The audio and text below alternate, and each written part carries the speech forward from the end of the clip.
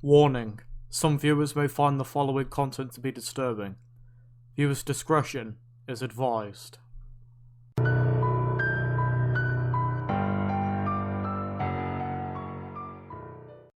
Hello my dorks, it's the Dork over here, and welcome back to another video. Tonight, we have another ranking video. Ranking my top 10 favourite conspiracy theories. Now these can range from creepypastas that happen to be theories about TV shows, or not. Because in case some of you don't know, I am a very big fan of conspiracy theories, like a ton of them. And I wanted to share some of my favourites with you guys. So if you ever see them or you like conspiracies, you have me to thank for it. And I always want to keep you guys happy and whatnot. Anyways, this list is my own personal opinion. If you disagree with anything, that's completely fine. In fact, let me know what your ratings are for your favourite conspiracy theories in the comments. Alright everybody, let's head into the number 10 spot.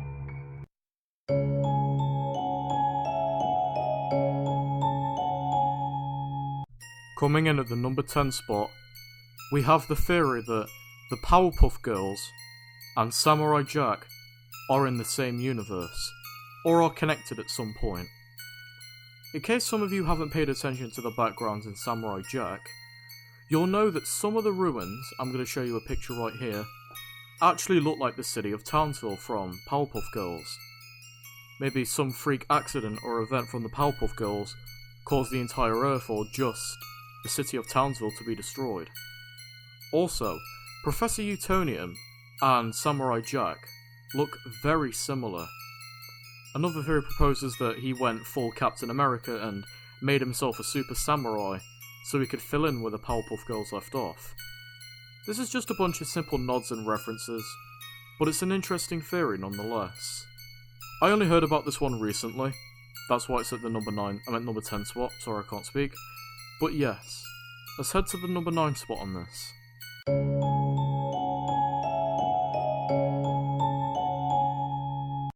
Coming in at the number 9 spot, we have the Rugrats were all a figment of Angelica's imagination. Now this is a creepypasta, but it's also a conspiracy theory. This one is really interesting. Now I've already read this story on my channel, so I'm not really going to go too much into depth, but just so you know, if you want to watch the narration, it's there. Basically, it describes how the entire events of the Rugrats and the babies were all a figment of Angelica's imagination, and it goes to show what happened to them and how they came to be. Such examples include that Chucky died with his mum in a car crash, that's why Shaz is a nervous wreck all the time, or Tommy was a stillborn, and that's why his father is constantly making toys, to make toys for the baby he never had, and a bunch of other things. I recommend giving this a listen or a watch, if you want to. But anyways, let's get on to the number 8 spot.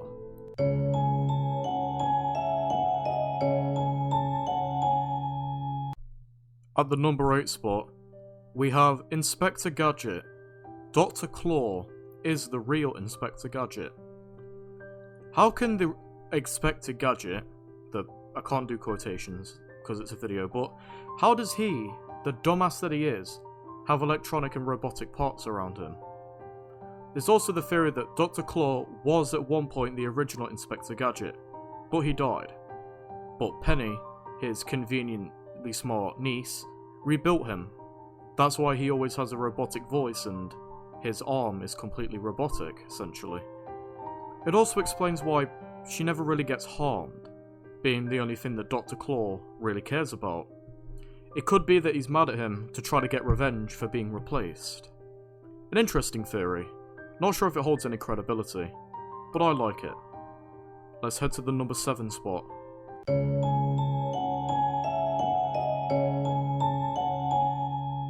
Coming in at the number 7 spot, we have Ash's coma theory. Now this is a very well-known conspiracy theory, and or creepypasta, but it's more theory. And yes, I heard this when I was very young. It was one of the first ever additions to conspiracy theories that I saw, because I was a very big Pokemon fan when I was a kid. I still am. It's pretty interesting though.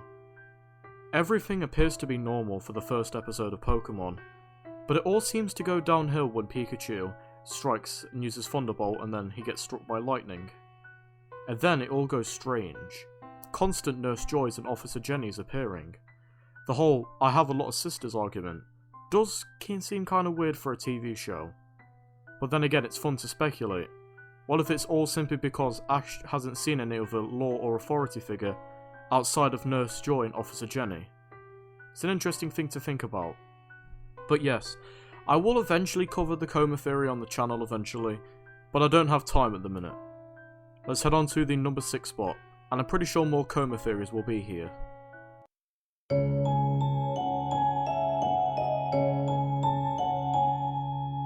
Speaking of coma theories, at number 6, we have the Adventure Time coma theory.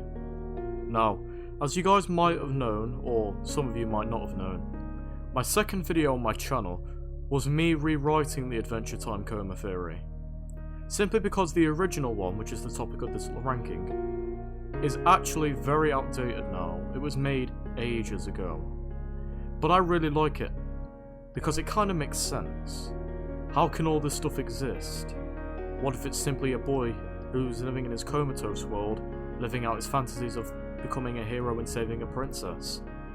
I mean, I imagine us when we were young boys, or girls, whatever, we'd have dreams of doing this kind of stuff. So the realism of it is perfect. That's why I enjoyed this theory a lot. But yes, I think I prefer my rewritten version, not to toot my own horn, but to simply say because I've added in more facts about the show and had it updated. Go give it a watch if you haven't already. Alright, let's get on to the number 5 spot.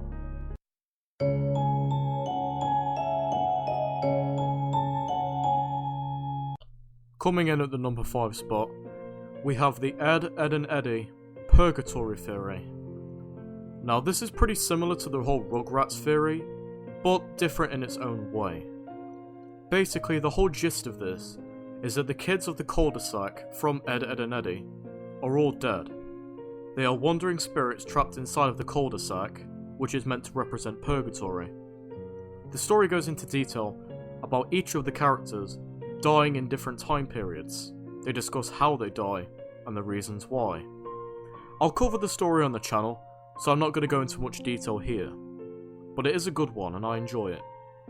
Let's get on to the number 4 spot.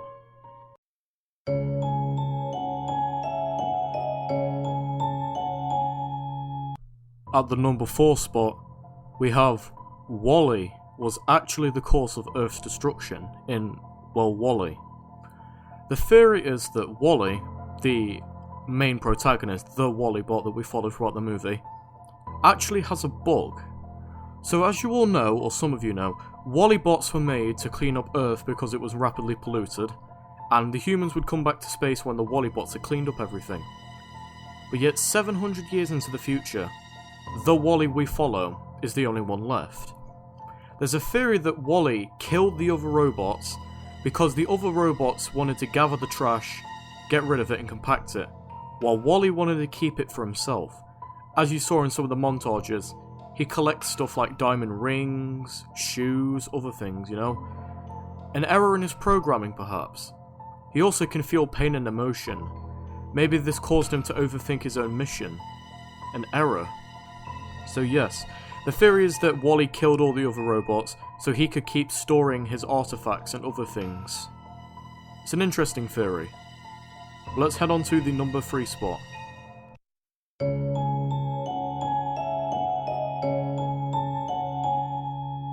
Taking the bronze medal at the number 3 spot, we have Carl from the movie Up actually died in his sleep, and that the whole movie represents his journey to the afterlife. The theory is that he actually does pass away in his sleep, and the whole story is his journey towards heaven or the afterlife. Think about it. This all doesn't seem plausible. The theory is that Carl was forced to move out, as you know, so that they could build more buildings and other cool things that the humans were doing. So right before he moved out, he dies in his sleep. And his house moving to the sky and flying represents his journey to heaven. Russell is his guardian angel, and he has to get his last badge for helping a senior citizen, or His wings, perhaps? Paradise Falls represents heaven, where he has to go, in order to be reunited with his wife that's died. His house represents his attachment to the physical world, which is unneeded, but he keeps it around. Although, they do head back to Carl's house at the end of the movie, this isn't one of my personal favourites, and I really like it. Let's head on to the number 2 spot.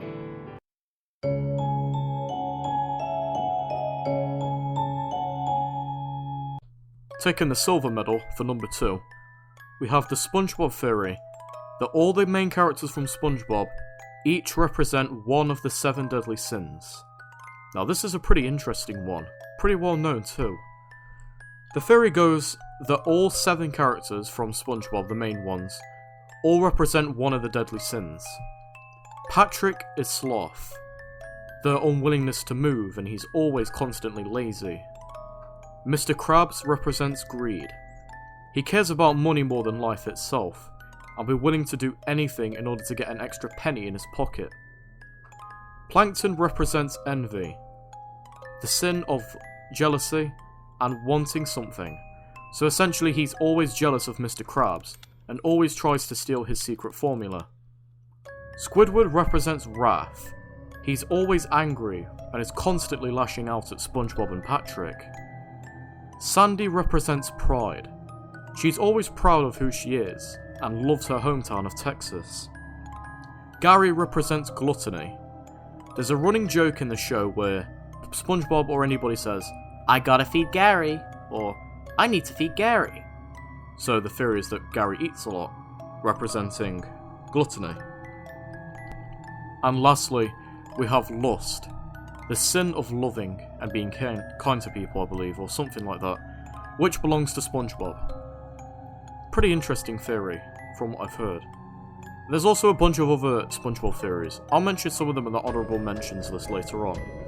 But anyways, in fact, let's go on to those honourable mentions right now.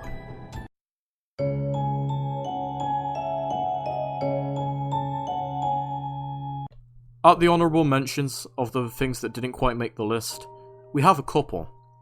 First off, is that the characters from SpongeBob are actually mutated by nuclear radiation.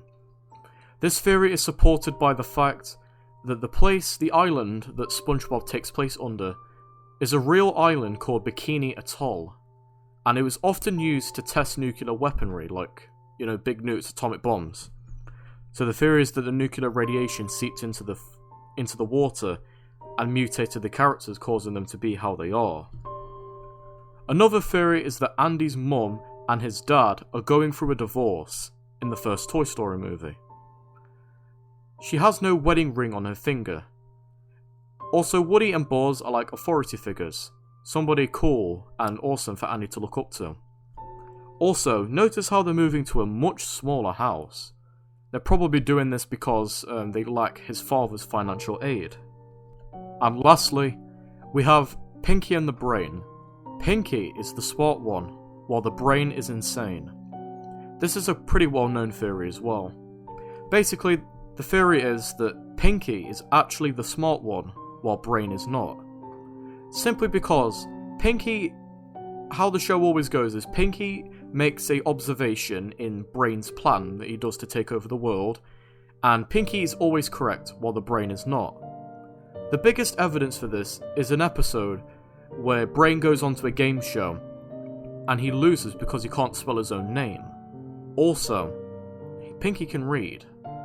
There's also the episode where Brain tries to calculate and make a machine to figure out why his plans keep failing. It ultimately concludes that Pinky is the reason why all of his plans fall flat. So in response to this, the Brain builds a smart machine in order to make Pinky smart.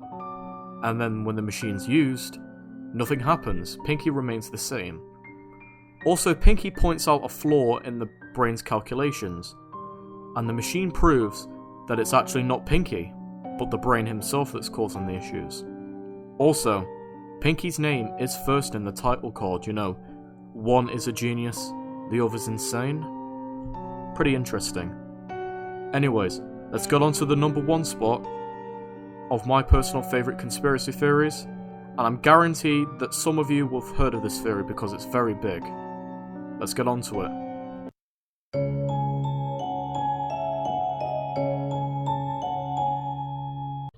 Number 1 is the Pixar theory.